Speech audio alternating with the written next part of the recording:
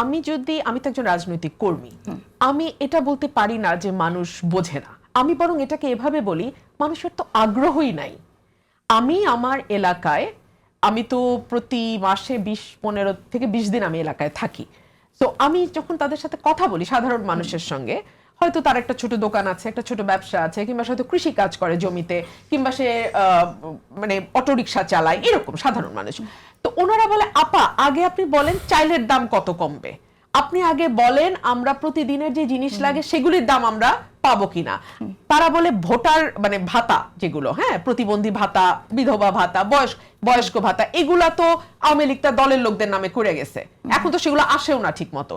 আমরা সাধারণ মানুষ যারা কোনো দল করি না, আমরা কবে পাবো? তারা চিন্তা করে, আচ্ছা স্বাস্থ্য কমপ্লেক্সে তো ডাক্তার থাকে না।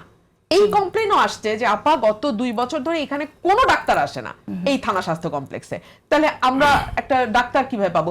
বিনামূল্যে কিছু ওষুধ দেওয়ার কথা সরকারের তরফ থেকে, সেগুলো আসে না। মেশিনগুলো নষ্ট, তাদের প্রাইভেট হসপিটালে যেতে হয়। তাদের কনসার্ন কিন্তু এগুলো।